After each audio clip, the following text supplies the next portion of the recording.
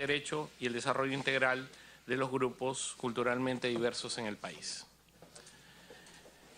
Es así que el Ministerio de Cultura se encarga de garantizar los derechos de los pueblos en situación de aislamiento y contacto inicial, coordina la implementación del derecho de consulta previa, preserva las lenguas originales y promueve su uso, promueve el diálogo permanente entre el Estado y las organizaciones indígenas, fomenta políticas de desarrollo de la población afroperuana y genera información sobre los pueblos indígenas u originarios. Con relación al marco normativo del derecho de consulta previa, el Perú incorpora a su legislación en 1995 al convenio OIT 169, el año 2007 la Declaración de las Naciones Unidas sobre los Derechos de Pueblos Indígenas es también tenida en cuenta, y el año 2011 se promulga la Ley de Consulta Previa, el 2012 el reglamento de la Ley de Consulta Previa, y entonces ya tenemos un patrón por el cual podemos ejecutar el proceso de consulta previa. La primera pregunta que nos hacemos es ¿qué es consulta previa? Primero, es un derecho de los pueblos indígenas y es un deber del Estado llevarlo a cabo. Se realiza antes de tomar una decisión que implique posibles afectaciones positivas o negativas a los derechos colectivos de los pueblos indígenas. Consiste en un diálogo intercultural. Busca acuerdo y no es un veto. ¿Quién implementa la consulta previa? El Estado a través de sus entidades promotoras. ¿Cuáles son? Ministerios, gobiernos regionales, gobiernos locales. ¿Quién es el responsable de la identificación de las medidas? Los entes promotores. ¿Y quién es el responsable de la identificación de los pueblos indígenas? Con asistencia técnica del Ministerio de Cultura, la entidad promotora. Es el responsable de conducir el proceso el Ministerio de Cultura y el responsable de asumir los costos del proceso el ente promotor. ¿Cuál es el rol del Ministerio de Cultura? Primero, es el órgano técnico especializado del Poder Ejecutivo en materia indígena, coordina y articula la política estatal de implementación de la consulta previa, elabora, gestiona y actualiza la base de datos de pueblos indígenas, emite opinión sobre la calificación de las medidas de determinación del o de los pueblos indígenas a ser consultados, brinda asistencia técnica y capacitación a las entidades promotoras y pueblos indígenas en consulta previa y en el marco de la implementación de la consulta previa, como existen algunas dudas a los alcances del derecho, es el Ministerio de Cultura quien emite opinión en marco de su rol de ente técnico especializado en materia indígena. Ahora hagamos un balance de lo que ha significado la implementación del derecho a la consulta previa en nuestro país. ¿Cuáles son las etapas del proceso de consulta? Primero, identificar la medida. Dos, identificar el pueblo. Antes del punto 3, que es la publicidad de la medida, se debe elaborar el plan de consulta. Luego de la publicidad de la medida, la divulgación, difusión de la medida en las comunidades, tenemos la información, la evaluación interna, el proceso de diálogo y la decisión, que es la que lleva a un acuerdo. La duración máxima del proceso es de 120 días. ¿Cuál es la situación de los procesos de consulta previa desde el año 2013? Primero, se han producido 33 procesos de consulta previa, la mayor cantidad de ellos, 11, han sido de proyectos de minería, 11 de lotes de hidrocarburos, 5 de áreas naturales protegidas, 4 de políticas nacionales y un proyecto de infraestructura. Se ha realizado en 9 regiones, 24 provincias, con la participación de 26 pueblos indígenas en 1000 localidades. ¿Cuáles son los pueblos indígenas originarios que han participado? Estos 26 pueblos indígenas, que están listados en las diapositivas que queremos llegar, leer algunos: Maijuna, Quechua, Xaninca, Xeninca, Yaminagua, Catacaibo, Chipibo, Conibo, Capanagua, Cucamiria, Yiña, Mahuaca, Mexiquenca, entre otros, son aquellos pueblos a los que pertenecen las comunidades, tanto nativas como campesinas, que han participado en los procesos de consulta previa. Hemos dialogado, el Estado ha dialogado con cerca de 1000 localidades con un número importante de ciudadanos que han participado en el diálogo. Durante este gobierno se han realizado 9 procesos de consulta previa, es decir, el 30% del total, en 6 regiones y 9 provincias, con la participación de 7 pueblos indígenas y 43 localidades. De estos 9 procesos, 7 son en el ámbito minero, 1 en una central hidroeléctrica y 1 en área natural protegida. El año pasado, en la presentación que hiciéramos, nos comprometimos a algunas acciones que hemos cumplido. Primero, en las próximas semanas ya tendremos implementado el sistema de seguimiento de resultados de los procesos de consulta previa. En diciembre ya presentamos la versión preliminar y el sistema va a estar disponible en agosto y va a contribuir al seguimiento de los acuerdos derivados de los procesos de consulta y le da transparencia para el seguimiento del mismo. El segundo compromiso fue la instalación de la Comisión Multisectorial Permanente para la aplicación del derecho a la consulta previa. En enero se instaló la comisión, cuyo objetivo es la implementación y cumplimiento de los acuerdos que se arriben luego de los procesos de consulta previa. Está conformada por 15 viceministerios, por un representante de la Asamblea Nacional de Presidentes Regionales y un representante de la Asociación de Municipalidades del Perú. Dicha comisión ya cuenta con un reglamento y un plan de trabajo para el presente 2017. Uno de los procesos más importantes es la identificación de la medida. Para ello, nosotros, como Ministerio de Cultura y Viceministerio de Interculturalidad, hemos preparado una guía para la identificación de la medida de manera tal que los entes proponentes tengan un insumo importantísimo para la identificación de este primer paso fundamental en el proceso de consulta previa. Esta guía está dirigida a servidores públicos encargados de identificar las medidas de consulta previa, contiene pasos, actividades, orientaciones y herramientas por adoptar de acuerdo al caso. Todo esto en coordinación con el Ministerio de Cultura. Va a incluir un modelo de informe que determine si la medida debe ser objeto de consulta por afectar derechos colectivos o no, si debe serlo en todo o parte, y en qué momento o oportunidad debe realizarse el proceso de consulta. Tiene 3 secciones: consulta e identificación de la medida, la metodología, es decir, los pasos y actividades para identificar las medidas con orientaciones y ejemplos, y las herramientas para identificar las medidas. Esta guía va a ser presentada al Grupo de Trabajo de Políticas Indígenas, en donde participan las organizaciones AIDECEP, CONAP, CCP, CNA, FIMUCANINAP, ONAMIAP y UNCA, en junio del presente año. Debo recalcar que el GTPI, el Grupo de Trabajo de Políticas Indígenas, este es espacio en donde no solamente se dialogan, sino se discuten también y se aprueban medidas que, como esta, tienen un efecto positivo para los derechos de los pueblos indígenas. También nos comprometimos y llevamos a cabo un programa piloto itinerante de consulta previa. Se llevó a cabo en 8 distritos de los departamentos de Junín y Huancavelica entre los meses de noviembre y diciembre del 2016. Este proceso piloto nos permitió acercar información básica sobre el derecho a consulta previa a autoridades municipales, líderes, lideresas y autoridades comunales y a la población en general. Para finalizar esta parte de la exposición, debemos decir que el derecho de consulta previa es una política de Estado que es transversal a todos los gobiernos y que establece un nuevo tipo de relacionamiento con los pueblos indígenas.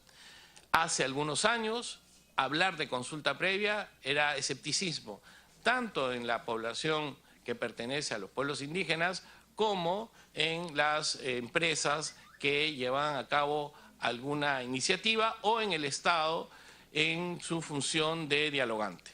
Hoy la consulta previa es una realidad, el convenio 69 es parte de nuestra legislatura y no va a desaparecer, más bien se va a fortalecer. En ese sentido, fortalecer el derecho a consulta previa nos involucra a todos, a las organizaciones indígenas en primer lugar, al Poder Ejecutivo, a los gobiernos regionales y a la representación nacional por ustedes hoy representada. A continuación, haré una exposición muy rápida de lo que es el Plan de Desarrollo de la Población Afroperuana, Plan DEPA.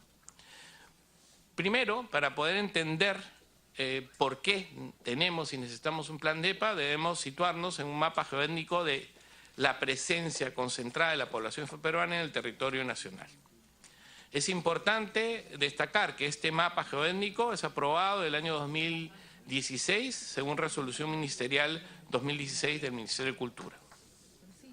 En este mapa se tienen registradas las localidades que tienen mayor concentración de población afroperuana en toda la costa peruana.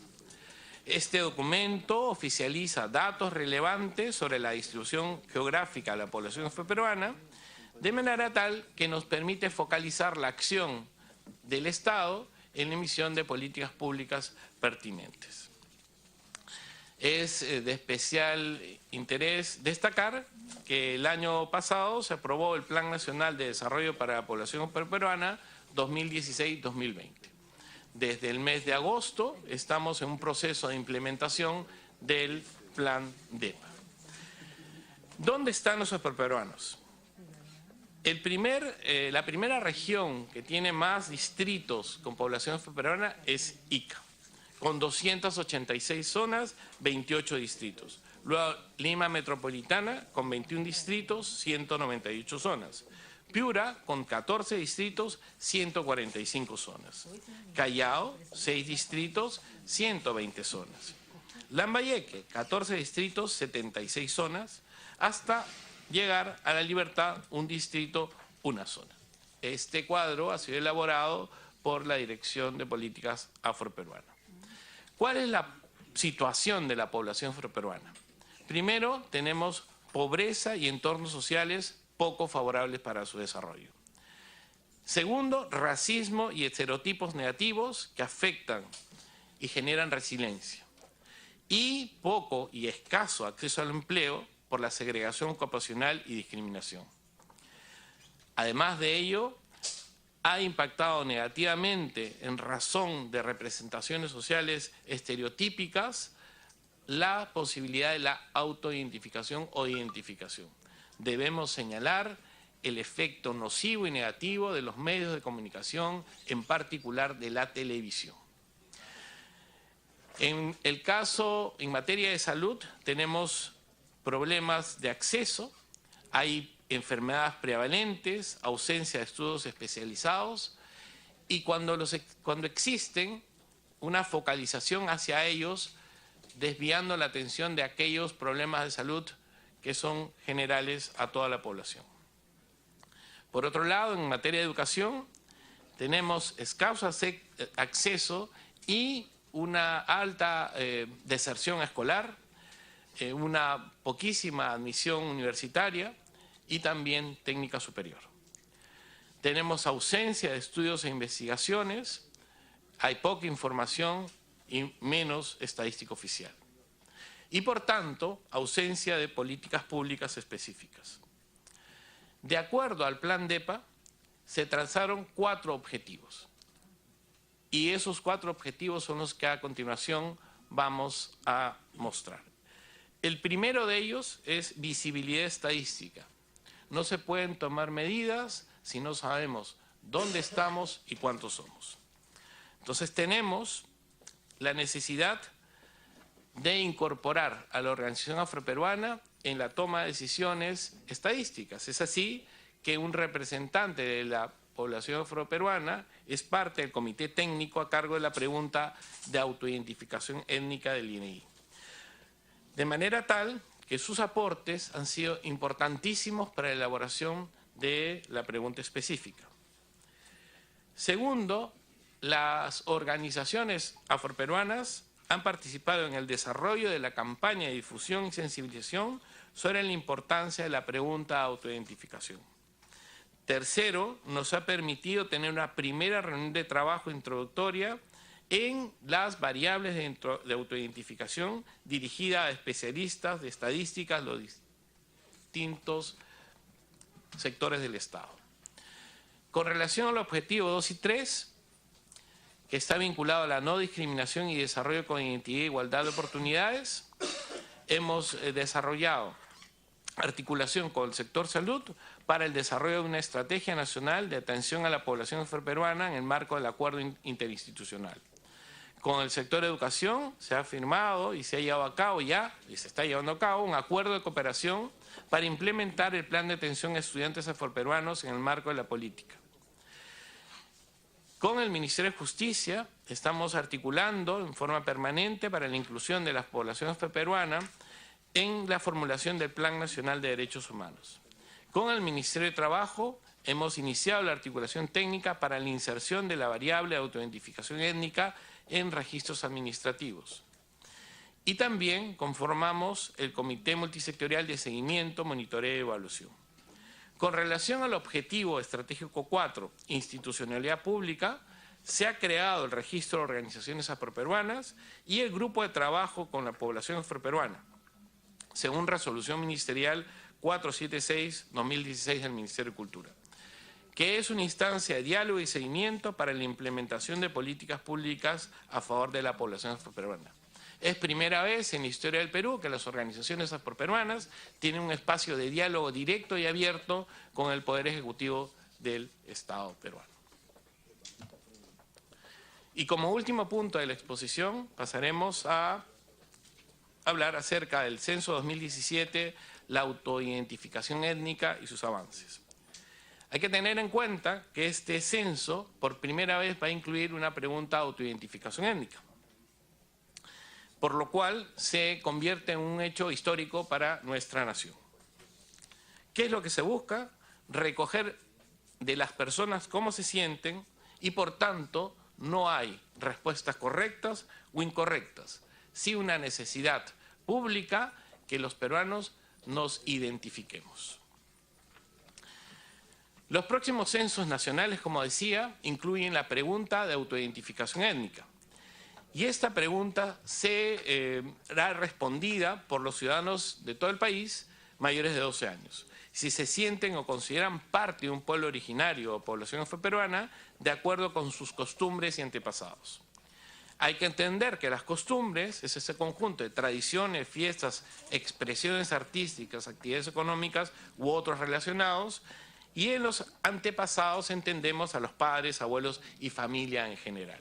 En función de estos dos motivos, el ciudadano puede autoidentificarse.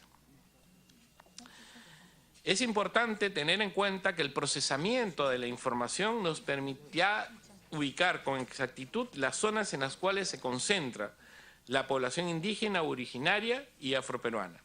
Con dicha información podemos perfeccionar las políticas vinculadas a salud, educación, vivienda, programas sociales y economía. Es importante relevar que esto va a afinar, como decía hace un momento, la acción del Estado. Si una persona no se autoidentifica como indígena o afroperuano, ello no le quita ningún derecho. De igual manera, los derechos colectivos de los pueblos indígenas, por ejemplo, de la consulta previa, no son determinados únicamente por la autoidentificación. Este es un componente subjetivo adicional. ¿Qué viene haciendo el Ministerio de Cultura? Estamos realizando una serie de viajes a diversas regiones del país para tener contactos con los periodistas, medios de comunicación y organizaciones sociales, de manera tal de sensibilizarlos, informarles, para que en el momento del lanzamiento de la campaña sean un apoyo fundamental para que la población pueda realizar este ejercicio de reflexión que se llama autoidentificación. Además de ello, debo mencionar el uso de las redes sociales. Tenemos ya en plataforma listo el sistema que será lanzado el 19 de junio. Adicional de eso, tenemos acciones de intervención pública con el uso del teatro y esta movilización generará interés y, por tanto, respuesta a las interrogantes de la población. A la fecha, hemos viajado a Pucallpa, Tarapoto, Puno, Cusco, debo mencionar a Ucayali, Huaral también, que es una ciudad con alta concentración afroperuana. Además de ello, ¿qué viene haciendo el Ministerio de Cultura. Tenemos una alianza con el INEI en el desarrollo de materiales gráficos y audiovisuales referidos a la pregunta de autoidentificación. Hemos elaborado ya 2 spots de 30 segundos y de 2 minutos en video.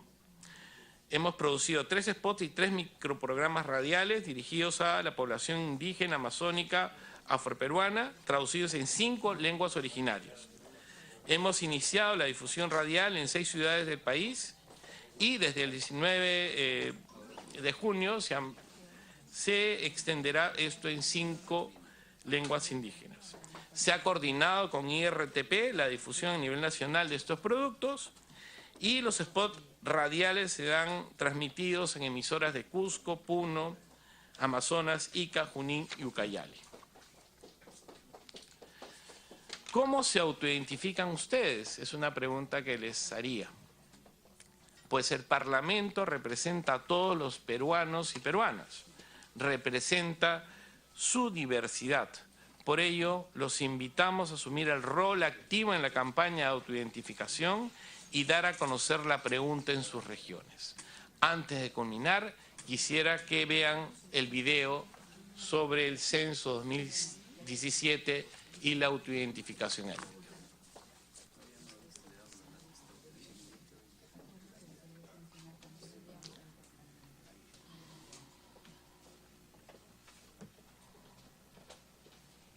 En el próximo Censo Nacional 2017 nos preguntarán cuántos y cómo somos.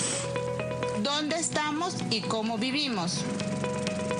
Pero este es un censo diferente. Diferente porque por primera vez en la historia del Perú nos preguntarán sobre nuestra identidad étnica. Una pregunta importante que le permitirá al Estado recoger información para mejorar sus acciones y proyectos dirigidos a la población indígena y afroperuana. Soy quechua, aymara, Shipiba, negro, Samba, Cucama Cucamiria, soy Uro, soy Xiubilu, Quechua, Xavi. afroperuana. mi identidad cuenta. En este censo 2017 yo me identifico con orgullo. ¿Y tú?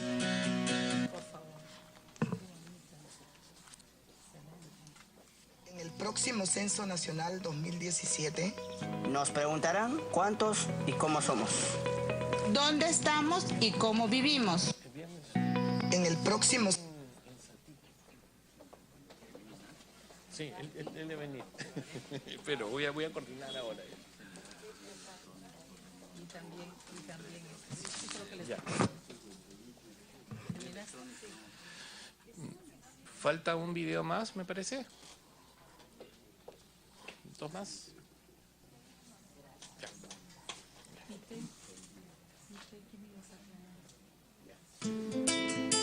Necesitamos políticas públicas que beneficien a toda la población. Políticas que garanticen los derechos de todas y todos. Acceso a la salud, a la educación, a la justicia y al empleo digno. De acuerdo a nuestra lengua, nuestra cultura y nuestras costumbres. Pero para eso el Estado necesita saber quiénes y cuántos somos, dónde estamos y cómo estamos. Por primera vez en la historia del Perú, en el Censo 2017 se hará una pregunta sobre nuestra identidad étnica. Lo que quiere decir que nos preguntarán si nos identificamos o pertenecemos a un pueblo indígena, originario o afrodescendiente. una pregunta. Una misma pregunta. Por tus costumbres. Y de acuerdo a tus antepasados. ¿Te sientes ¿O consideras? Morena, Xavi, Quechua, Negro, Uro, Xiubilu, aymara, Shipiba. Afrodescendiente. ¿Una sola pregunta? Múltiples respuestas. Tu respuesta cuenta. En este censo 2017 yo me identifico con orgullo. ¿Y tú?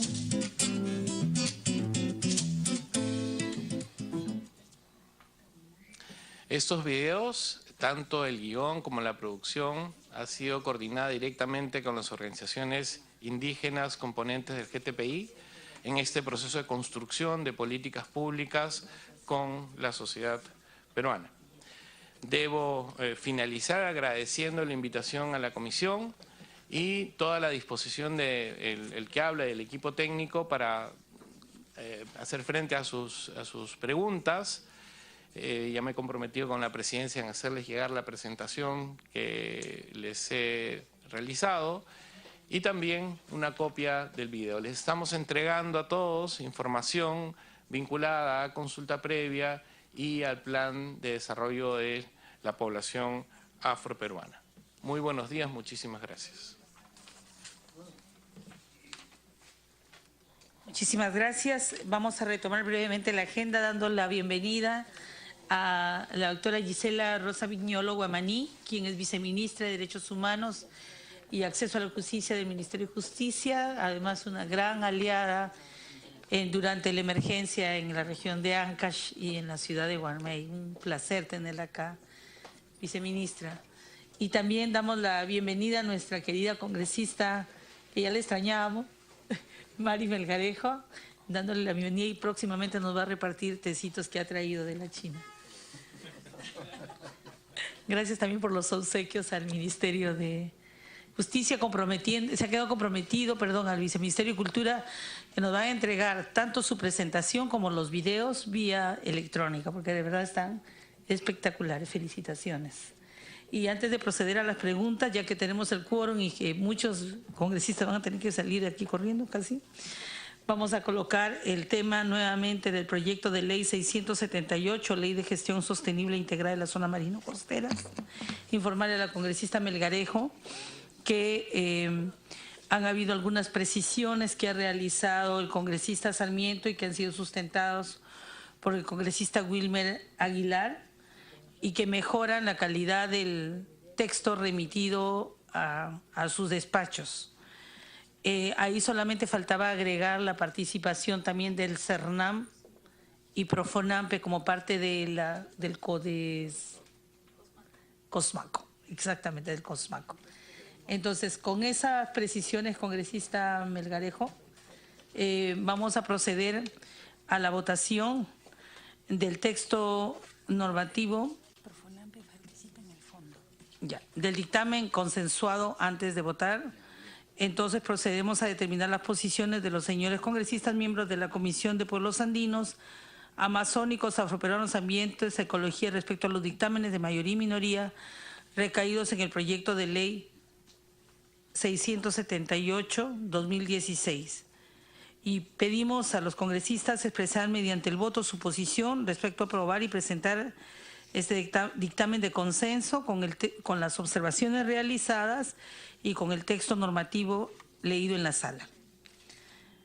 Quienes estén a favor del texto sustitutorio con las observaciones leídos y aprobados en la sala, procedemos a votar. Los que estemos a favor,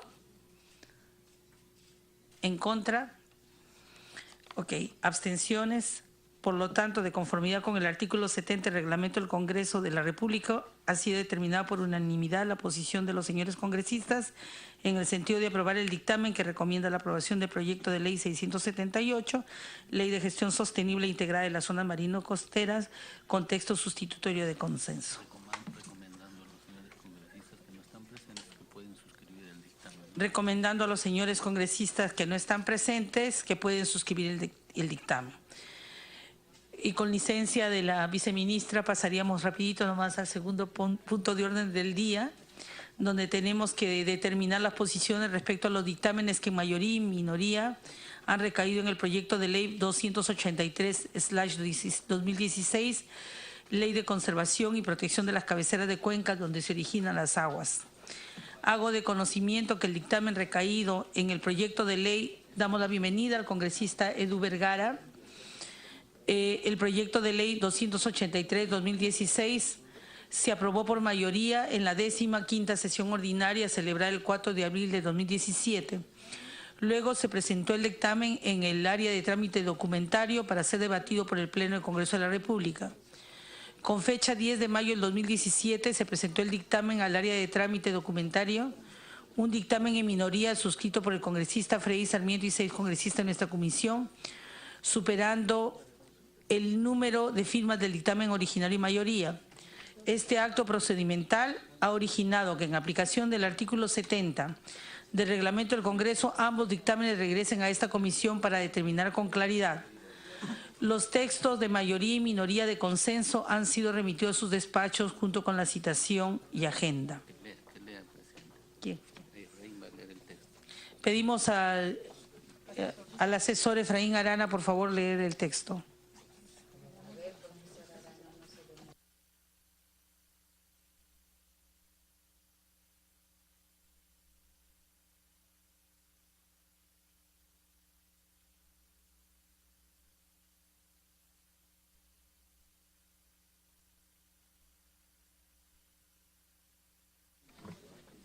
Muy buenos días, señora presidenta. Por intermedio suyo también saludar a los congresistas y a todos los asistentes.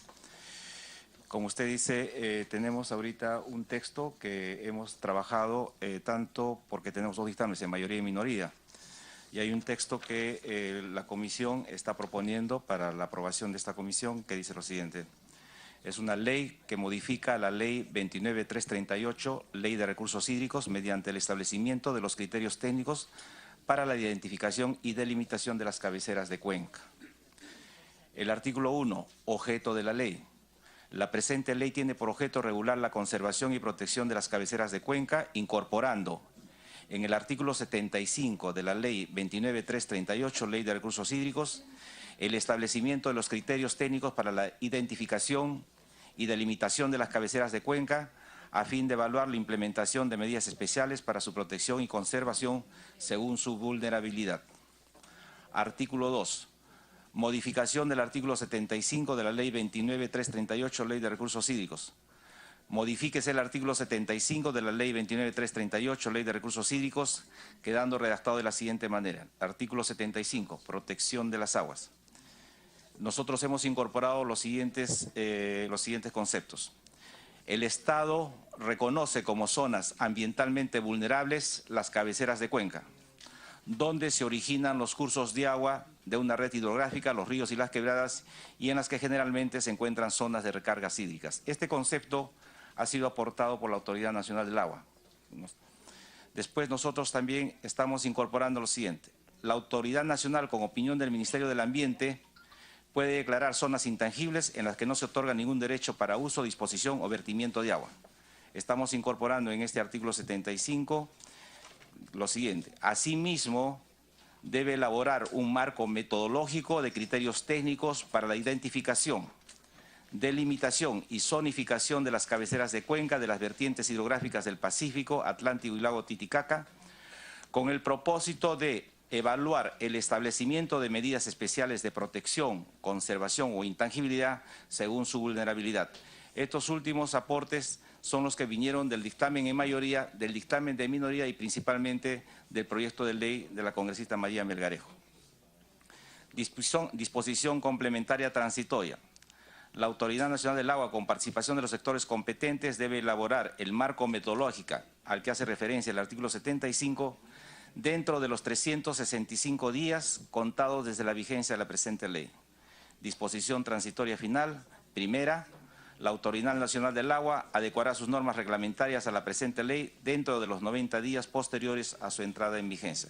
Esto sería el texto que está proponiendo la Comisión de Pueblos Andinos en base a dictamen en mayoría, el dictamen en minoría y los proyectos de ley del congresista Marco Arana Segarra y de la congresista María Cristina Melgarejo Paucar. Gracias, señora presidenta.